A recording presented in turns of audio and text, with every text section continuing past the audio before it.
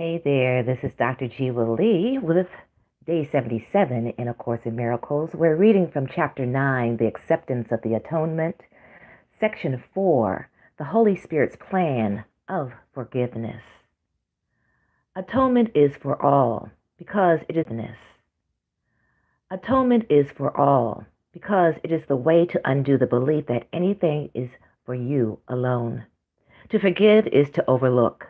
Look then beyond error, and do not let your perception rest upon it, for you will believe what your perception holds. Accept as true only what your brother is, if you would know yourself. Perceive what he is not, and you cannot know what you are because you see him falsely. Remember always that your identity is shared, and that its sharing is its is at its sharing is its and its sharing is its reality. You have a part to play in the atonement, but the plan of the atonement is beyond you. You do not understand how to overlook errors, or you would not make them. It would merely be further error to believe either that you do not make them or that you can correct them without a guide to correction. And if you do not follow this guide, your errors will not be corrected. The plan is not yours because of your limited ideas about what you are.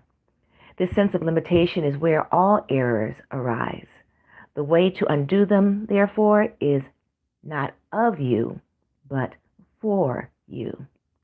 The atonement is a lesson in sharing, which is given you because you have forgotten how to do it. The Holy Spirit merely reminds you of the natural use of your abilities. By reinterpreting the ability to attack into the ability to share, she translates what you have made into what God created. If you would accomplish this through her, you cannot look on your abilities through the eyes of the ego, or you will judge them as it does.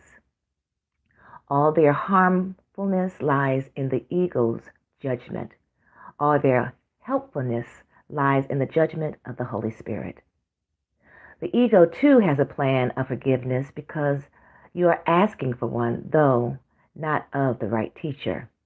The ego's plan, of course, makes no sense and will not work.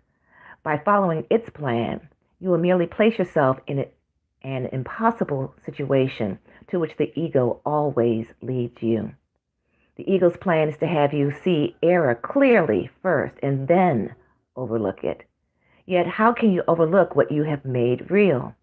By seeing it clearly, you have made it real and cannot overlook it. This is where the ego is forced to appeal to mysteries, insisting that you must accept the meaningless to save yourself. Many have tried to do this in my name, forgetting that my words make perfect sense because they come from God. They are as sensible now as they ever were because they speak of ideas that are eternal. Forgiveness that is learned of me does not use fear to undo fear, nor does it make real the unreal and then destroy it. Forgiveness through the Holy Spirit lies simply in looking beyond error from the beginning and thus keeping it unreal for you.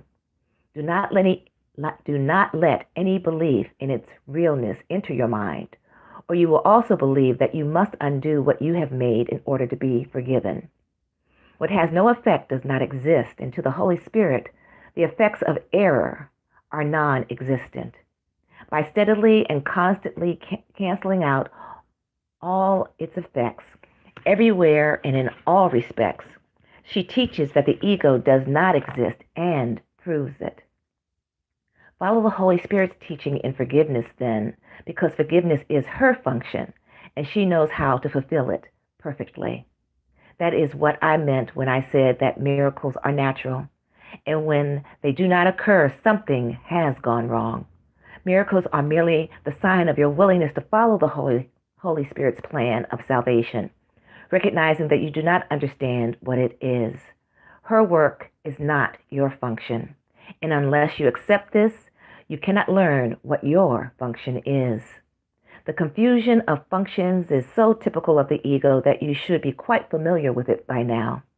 The ego believes that all functions belong to it, even though it has no idea what they are. This is more than mere confusion. It is particularly dangerous. It is a particularly dangerous combination of grandiosity and confusion that makes the ego likely to attack anyone and anything for no reason at all. This is exactly what the ego does. It is unpredictable in its responses because it has no idea of what it perceives. If you have no idea what is happening, how appropriately can you expect to react? You might ask yourself, regardless of how you may account for the reaction, whether its unpredictability places the ego in a sound position as your guide.